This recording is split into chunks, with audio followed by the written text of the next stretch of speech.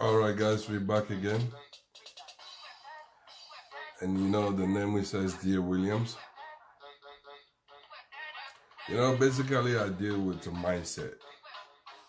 That's why I'm here, I was in before and we come back again. Thank you for joining me, and we hope this time around we're gonna get the whole things right. And we interviewed Kingsley. Kingsley is a Nigerian but live in Australia, and he's a lawyer, a young and brilliant lawyer. I love lawyers and I love musicians and everyone, the writers, and yeah. So we hope to get Kingsley very soon, and yeah.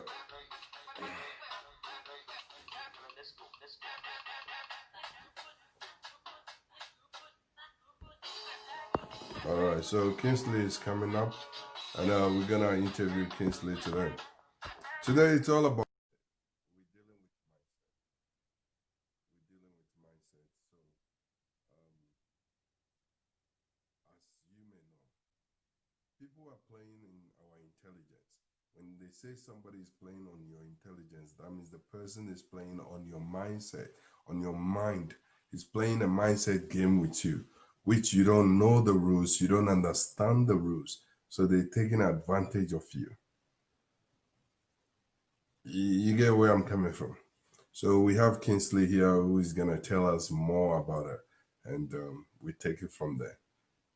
So we're just waiting for him as the thing is adding him, and Facebook sometimes, yeah, it plays out. But as we continue, if you're a young woman, and you want a better life, you need to go to where there are better people there.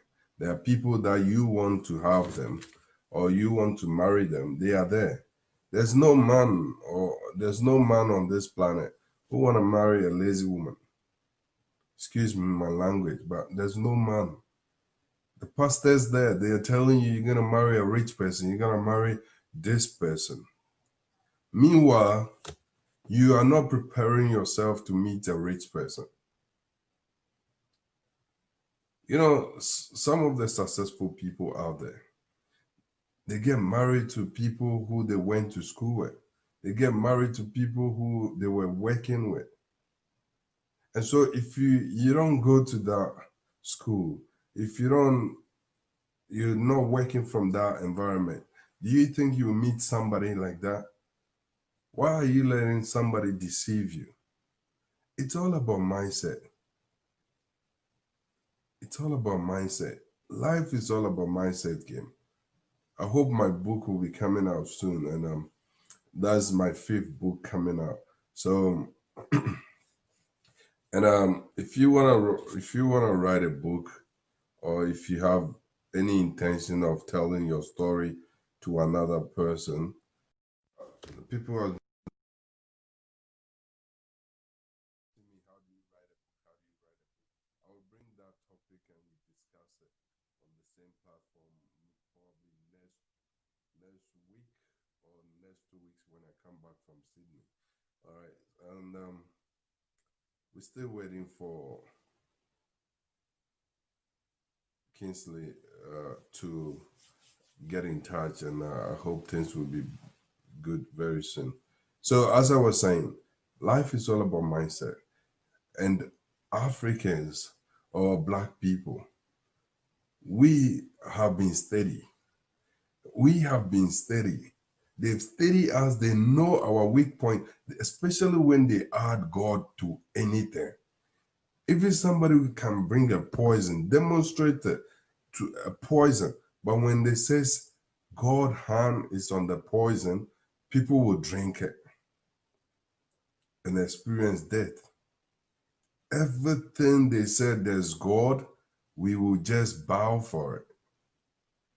And so they know our weakness. Our weakness is that to believe that there's God up there sitting somewhere in heaven. That's what we believe. But for me, what I'm teaching you is that the God that It's up there, it's inside you. He walks with you, he talks with you. He's in your mind. Your subconscious mind, what do you think it is? Your subconscious mind attracts everything to you. Everything that you need on this planet, your subconscious mind attracts it. It happened. All right, so yeah, finally we got Kingsley here. What's up, manager? How are you?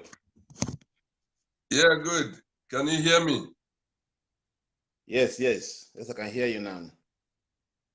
All right, so guys, we got Kingsley here, and he's coming to tell us more about himself. And there's a topic we need to discuss. Then from there, then we take it from there. So, all right, Kingsley. All what I know is Kingsley King. What's your full name? And like as a lawyer, you want to tell us more about yourself too. That's right. Look, my name is Kingsley Okafor. I live here in Melbourne, in Australia. I am working as a lawyer, and I do other things, but the most thing I do now is working as a lawyer. All right, guys. He do most things, and all right. So Kingsley, let's go straight. I want us to get a bit of gist here. Like, young people out there, there's a lot of them want to be lawyers.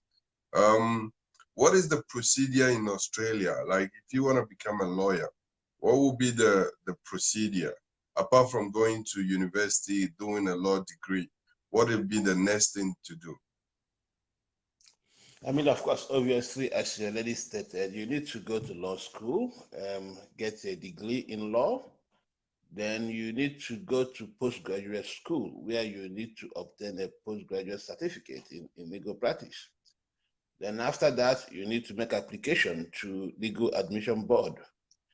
If your application is accepted, then you will be admitted to practice law at the Supreme Court of Victoria. Now, if you're in other states, you will follow similar procedure to make admission, to gain admission to practice at the Supreme Court of that state or territory.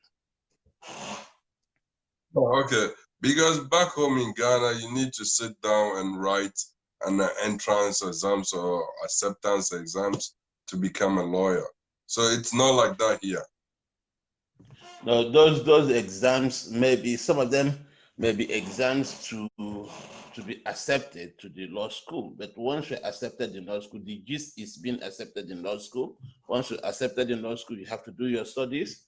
If you graduate, then you have to go to another school, the postgraduate school.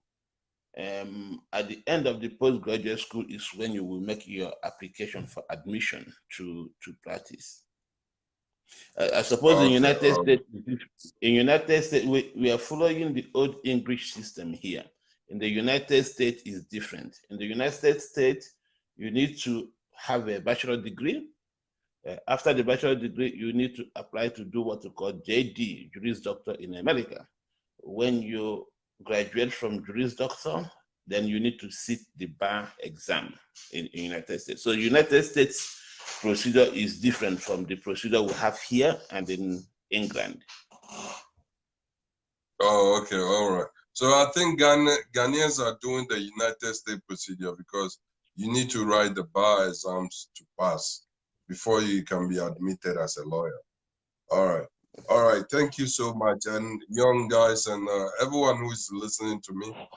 By the way, do we have a particular age you need to become a lawyer, or you can just become a lawyer at any age? No, there's no particular age. One can become a lawyer at any age. All right, thank you so much. All right, so Kingsley, we're talking about mindset, and I've been talking to you, and when it comes to mindset, I thought I'm the boss, but you are there too. So you need to tell us more about the mindset, how the mindset game is played, and how we can become successful through achieving our mindset. Look, everything in life is about the mind. Now, there's a difference between the mindset and the mind. But I think it's sufficient to say that everything is about the mind. anytime you are making up your mind to do any particular thing, it must first start from the mind. When you're making a decision as to the cloth you will wear today, as to the food you will eat today, as to the everything you have done today, it comes from your mind. So the mind is the fundamental building block for everything that any human being have or will do in this world. Now, the question is, how do you prepare your mind? Just like in everything we do, you have to make preparation for your mind. How do you prepare your mind? And I'm talking to somebody yesterday. I think the guy is from Zambia. Was talking to me about how he keep asking himself a question. There's 3 fundamental questions he told me he's been asking himself for a very long time. He said the first question he asked himself is, who am I? It's quite fundamental. I don't think he's the person that originated this, but I think he understood this very well. So the first question he told me he asked himself is, who am I? The second question is, what am I doing here? None and here and none. What am I doing? And the third question is, where am I going to? And anybody who is aspiring to be something must ask these 3 questions. You need to know whom you are. And to know whom you are, you have to go into your mind to find whom you are. Because you are not your physical identity. You are not your name. You are something else. So you need to find exactly what is that you are. The second one is, what am I doing here? What is my purpose? Here might not just mean today or here. It might mean my lifetime on earth. What am I doing? And the third one is, where am I going to? That means destination. Because if you are on a journey, there must be a destination. Once you find out these things, I think you will be in a better position to be able to make proper decision as to what you want to achieve with your life. All right, so that's pretty quick. That's pretty quick. All right, so now, are you going to break it down for us to know, like, who are we in terms of our mind? How do we identify ourselves who we are? Because me, I thought my name is Samuel Williams, so SDA Williams, that's me. But I didn't know I need to know who I am. So can you break it down a bit for us? That's right. Look, we are not our body. That's the first thing we have to know. We are not our identity. That's another thing we have to know. We are something else. And if you want to talk to religious or spiritual people, they'll tell you that a human being is made up of 3 things.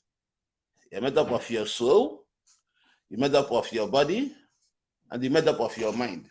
Now, that mind is what sometimes we call it consciousness, and it's all over our body. And to be able to find out exactly whom we are, we need to continue to ask ourselves this question. And it's only us that will find out exactly whom you are. Nobody else will tell you whom you are.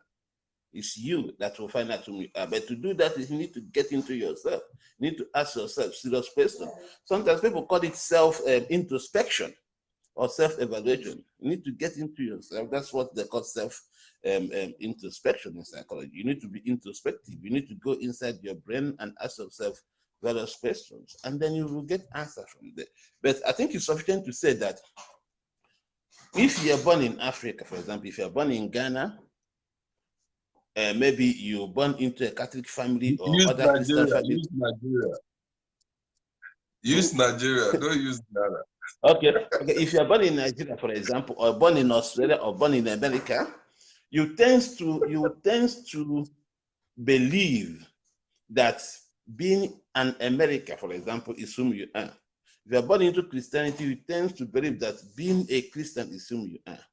The same thing if you're born into Buddhism or Islam or Judaism, you tend to believe that that's what you are. But that's not what you are. That is an acquired identity. Now, if I was born in Australia, maybe born as a Buddhist person, I would believe that I am Australian Buddhist. But now I was born in Nigeria. I believe that I'm a Nigerian and a Christian. But these are not whom I am. These are acquired identity. If I were born in China, I'll be different too. I'll have different mentality too. I have different mindset too, because I was born in China, I grew up there. But that's not who I am. There's something more fundamental than the identity you have acquired.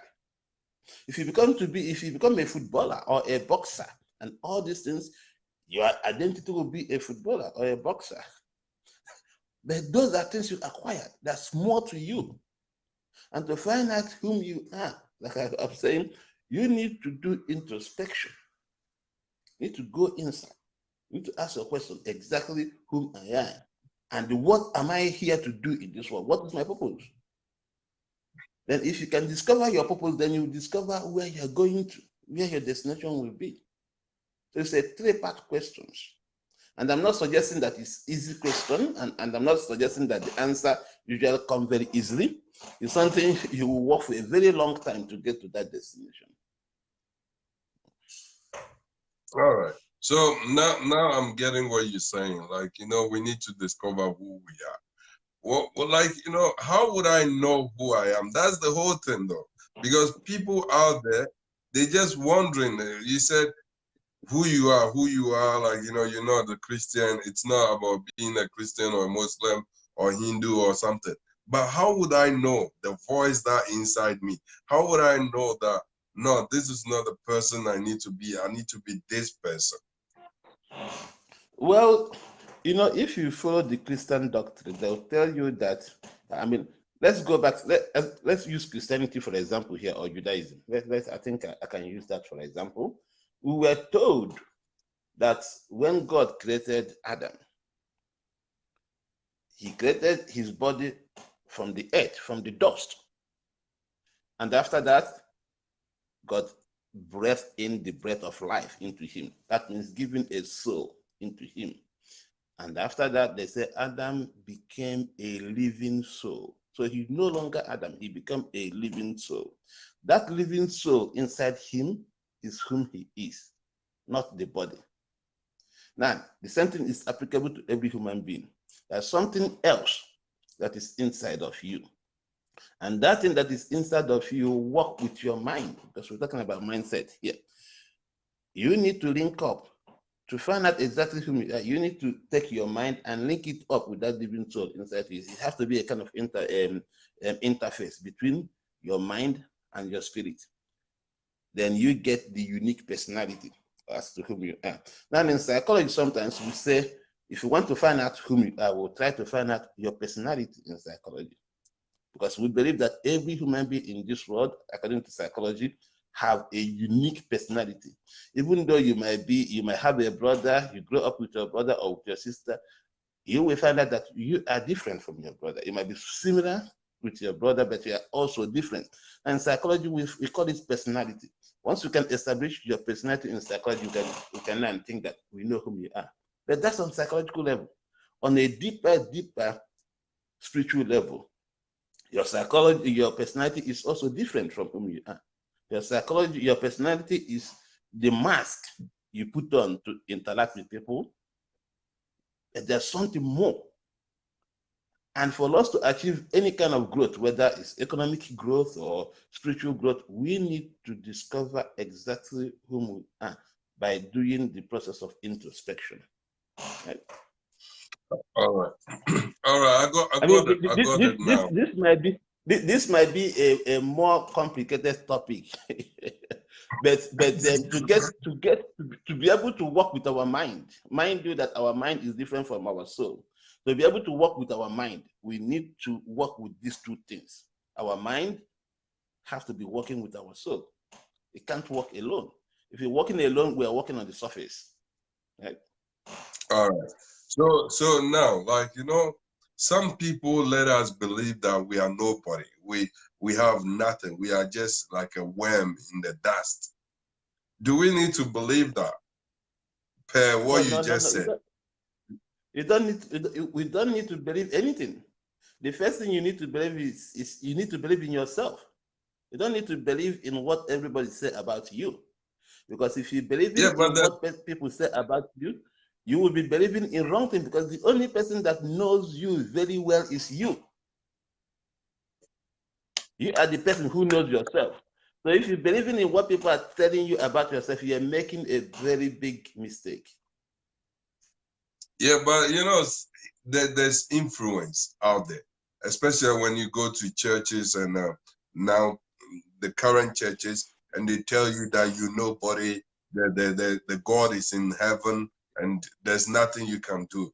But if I look at the world, most great things were done by human beings. So why are they telling us, especially when you are born in, like in Ghana or in Africa, the mindset or the mentality there is that, as far as I'm aware, a black person can never do anything powerful in this world. Is it true? Well, let's take it one after the other. The pastors in the churches telling you about the Bible, most of them doesn't know what they're talking about, because the Bible is not a book that is written like a textbook. It's a mystical book. It's capable of multiple interpretations. So those pastors doesn't know what they're saying. That's number one. Number two, they cannot tell you that God is in heaven, because even in the Bible, it tells you that God is everywhere. It's everywhere. It's omnipotent and it's omnipresent. In other places, the Bible tells you that your body is a temple of Holy Spirit. It means God is living inside you. In other places, I think in Psalm 86, it tells you that you are children of the Most High. So those pastors telling you you're nobody, they don't know what they're talking about. Even in that Bible, I can assure you that Jesus once said that if you have faith, if your faith is as tiny as a mustard seed, you can say to a mountain, move away from here, and the mountain will move away. So you have all these powers. So why do you need somebody to put you down and tell you you are capable of nothing? You are capable of everything. You can do anything. You can achieve wonders. You can perform miracles. You can create amazing economies. You can invent anything you want. In fact, God has given you the power to do all these things. He's giving you the power. Now we say there's this idea of co-creation with God. God told Adam and Eve, get into the world, go and multiply. What does it mean to multiply? You think going to multiply means just going to have children? No. It means go in there, multiply your abilities. I've given you the abilities, I've given you the talent, go and multiply them. You will see the same stories. In a parable that I think they call it the parable of master. And Jesus told this parable. A master was going away. He had 3 servants. He gave this one some money to invest. He gave another one another money to invest. The first one took the money and hid it in the ground. He didn't invest it. The second one invested the money and make profit. The third one invested and make profit. When the master came back, the one that hid the money, the master took the money and said, you are wicked.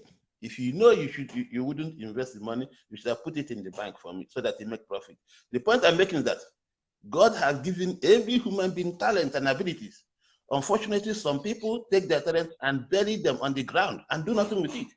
Then they go to churches where pastors tell them all kinds of stories.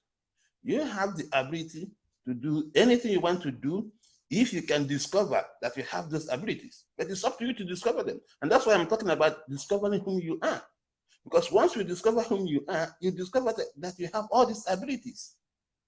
But if you don't discover whom you are, those abilities will be buried on the ground, and they may be buried there until you die. And that's it. You know? All right. So now I got it, and I hope the audience also got it. So now, the last question, or maybe the last but one question, is: as you saying that we have greatness inside us, we are co-creators with the God on this planet. Fair enough, I understand that. But what about, like, we have, you say our talent. Most of the time, like, it depends where you were born though. Like for me, I used to play soccer a lot, but my family did not have any soccer player in my family. So my soccer, everything was shut down like one time quick. So in this case, what would somebody do if your talent is shot in that early stage? Well, I mean, see, everything in life is about practice, right? You may be a very good singer. Maybe that's your talent, to sing. But if you're not practicing, then you'll be just like that man who buried the money on the ground. If you're a good soccer player and you're not practicing, it's the same thing. If you're a good dancer, if you're a good mechanic, everything is about practice. You have to hone them. See, when you get a crude oil from the ground, when you look at it, it's black. I mean, it's just one thing. But you have to put it into the process of refining. You have to refine it. And when you refine it, you get multiple products from that one crude oil. This is how our life is. The seed of greatness is already planted inside of us. But it's up to us to refine it, to put water on it, to put fertilizer and manure on it so that they grow and bear fruit. But if we don't do these things, they stay there and die. And we cannot blame anybody. It's up to us to take up the challenge of self-refinement. We have to refine ourselves just like we refine crude oil. All right. So all right, I really understand it now, and thank you so much. But you know, in back home, like I'm always talking back home. Back home, they don't believe in this right brain, left brain thing. They don't believe in talent. Everybody wants you to go to school, become a lawyer like you, become a doctor, become a judge, like a teacher. So they don't believe in that talent, like, you know, soccer, musician, and all those stuff. Like, you know, so in this case, what would we do, or what would we tell the young people who are watching us, or the parents who are watching us, that they should let their kids become whoever they are meant to be on this world? That's right. I think children should be allowed to pursue their dreams, you know, because if you don't pursue your dreams, you may end up pursuing the dreams of your parents, or the dreams of your community, or the dreams of your nation, or the dreams of your religious group. And when you're pursuing some other person's dreams, you are not pursuing your own dream. We talk about self-interest. We say the greatest thing a person can do is to pursue that person's self-interest. If your parents want you to be a doctor, and doctor is not where your talent lies, and doctoring is not where your skills lie, you will be making fundamental errors, because you're going to where you shouldn't be going to. You may end up becoming a doctor, but once you lay your hands upon a patient, it's either the patient gets sicker, more ill, or the patient dies. You know, and your parents may want you to be an engineer when you should be a successful a successful cattle farmer or milk farmer, or a successful something else. But because your parents think you should be an engineer, you went to university to be an engineer, you may study, you may even graduate, but you may never find a job. So if you follow your dream, if you pursue your dream, number one is that you are doing it because you love to do it. It's coming from you. Something in you is telling you to do it. So you will enjoy it. And number two, because it's coming from you, it will be like a river that is flowing and there's no energy. There's nothing pumping the river, and the river keeps flowing. So when you're following your dream, that's how it is. You don't even put a lot of energy. You just flow like the river. So that is why you should follow your dreams. And that is why parents should stop forcing their children to be in their own image. Because the reason why the parents in Africa force children to do ABC is because the parents want to create their children in their own image. Some parents in Africa doesn't understand that, yes, you're a father or you're a mother, but your son or your daughter is not you. Your son is different from you. Your daughter is different from you. So parents in Africa should stop forcing their children to be a replica of their parents, because it's a recipe for disaster. And I think it's contributing to the solid state of situation in various African states. Yeah, that's true. That's true. Because you can see that there's a lot of people on the street because they could not pass their final exams to go to the next stage of the education ladder. And so they are just on the street. That's why, like, you know, if you go to Africa, you got, like, if you take 100 youth, about 60% are on the street. And I think you're making the point. That's right. I mean, you were talking about mindset. Let's go back to the mindset. The mindset of people in Africa now, they believe that everybody should have a degree. I've been talking to a lot of people. If you ask them, what do you do? They say, I'm a graduate. I said, what does that mean? What does it mean to be a graduate? It's meaningless. So everybody is thinking of obtaining a degree, and sometimes you obtain a degree that is very irrelevant to the economic situation of your country. Now, if you look at China, for example, over the last 30 years, they have invested money on technical skills, not university, technical skills. In Nigeria, I think it's equivalent to what they used to call polytechnic, but now they shut down those polytechnics. Those polytechnics become a degree awarding institutions instead of a technical institutions. Now, if you want to manufacture a phone, for example, it's those people with technical skills that will manufacture the phone. You may have somebody with ideas on how to do this and that, but at the end of the day, it's the technicians, right? How many people in Africa now want to be a technician? They don't. They may say, oh, I want to be an aeronautical engineer, I want to be this kind of engineer, but those things cannot create jobs in your economy. They cannot grow your economy. You're looking at, I mean, it's like somebody trying to build a castle on the air. You don't have the foundation. So what people should be doing is to begin to think about technical skills where you don't even need universities. You can have colleges or polytechnics where people go and earn those technical skills that will create vast amount of jobs in the economy. Now in Victoria here, that we live here in Victoria, that's what we call TEF. You know, that's what we call TEF. People go to TEF, they spend a year or two and get skills. And with that skill, they set up small businesses and they're doing well. But in Africa, you work 4 years, 5 years, 6 years in universities, you come back, you come out, you graduate, you go in everywhere looking for a job, and there's no job. Do you have technical colleges where people learn? And after they learn, they create their own jobs. That's how you do it. So that's how you do it. So we're talking about mindset. The mindset now, since colonization in Africa, is the mindset of trying to build a castle on the air. But we know that you can't build a castle on the air. It's not possible. All right. So thank you so much. Before you go, you need to give us a little bit of advice about mindset and summarize what you just said, and we take it from there. Thank you so much for having the time with us. That's okay. Look, the way I would like to conclude tonight is that whatever you want in life, whether you have discovered whom you are on, whatever you want to do, please do it.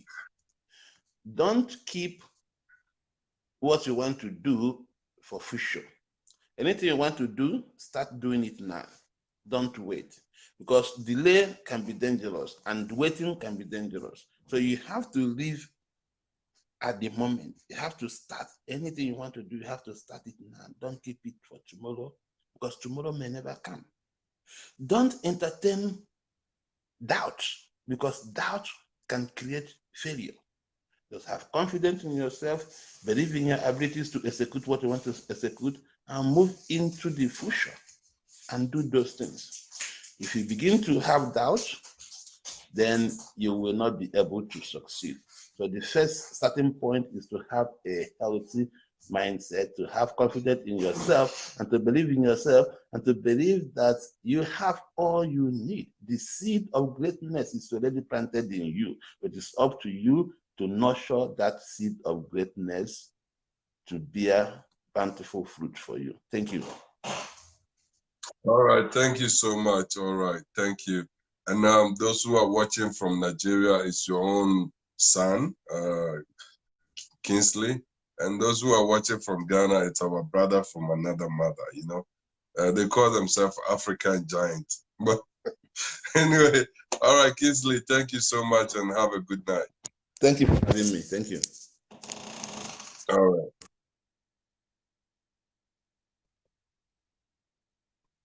All right, so guys, we got Kingsley who just came and tell us more about. I think he's still on the phone. He's gonna hang up now. Then we continue from here. All right. So as he was saying, he was on point. You know, he was really on point. I admire him so much. And being a young guy and in Australia law firm is one of the best things he can ever do. And he's doing what he loves to do. So you are. I always tell you, there's greatness inside you. You are born for a reason. You know, for my story, if I'm telling you my story, my mom should have aborted me. Simple like ABC. He should have aborted. But he didn't because she didn't because reason. Because when I was in school, you know, these young girls, when they get pregnant, the first thing they look for, the first alternative is to abort the baby. My dad should have even used something else to prevent me coming on this planet. But I did came on this planet because there's a reason for me. So as you, there's a reason for you to be on this planet. You know what? I always tell my audience, when your mom find out she was pregnant, especially with the firstborns, sometimes, you know, your mom was just joking and end up being pregnant. She should have aborted you, but she didn't. Even sometimes your dad would have said that go and abort him or her, the baby. If you don't, I don't have anything to do with you anymore. But your mom still loves you, even though she hasn't seen you yet. But she did love you, believe in you, and said, oh, well, if you don't want me around you, I will still have my baby. I don't want to have anything to do with you either. And you are living now. You are a living testimony. So you need to love yourself. You need to believe in yourself as your parents believe in you. There's greatness inside you. Everything around me was done by people. Same as you, everything around you, the phone that you are holding now, the text message that is coming, is done by people. So you need to value yourself, you need to respect yourself, love yourself, and always be grateful to who you are. And as Kingsley said, he said this, number one, you need to know who you are. I've already mentioned this several times. Your life is your business. You need to know who you are. What are you doing on this planet? Why on Earth, not on Jupiter, or not even the missing planet, Pluto? Probably you'll be missing that. Yeah? And where are you going? These are the three things you need to think of and work on it. And so the name says, Dear Williams, your motivational godfather. You know what? LxP has come to stay. If you have anyone that you think can be on LxP, you can just inbox me, as people has been doing. Inbox me, link me with the person, and we can communicate from there. Nana Kwame, thank you for watching. You've been a great person. I love you from my heart. You know what? I love you from my heart. And thanks to my Bojase fans, you know, I grew up a bit in Bojase, and I respect Bojase that much because, you know what, wherever your mom is from, that's where you're from. So that's where we coming from. And Bojase and Ostek is like, you know, yeah, I'm the same person. Thank you, and God bless you. You know what? There's greatness inside you. Have you ever wondered why fish swim without putting on any life jacket? Because the swimming is inside the fish. It's not out of the fish, it's inside the fish. So whatever greatness is planted inside you, is inside you. Have a wonderful day and see you till we meet again. God bless you. And don't forget to pursue your vision with a mission, and we join it with an action. And we go straight to the kingdom of riches, a place where good health, happiness, love, success prosperity, peace of mind, and a whole lot of money shall follow you to the rest of your life. God bless you. I salute you, because your biggest notebook in the world is your head. Your mindset, or your mind we're talking about, is here. I've never seen somebody without a head talking to me before. So as far as you are watching, that means you got this. And so I know you will use it wisely. Thank you, and God bless you.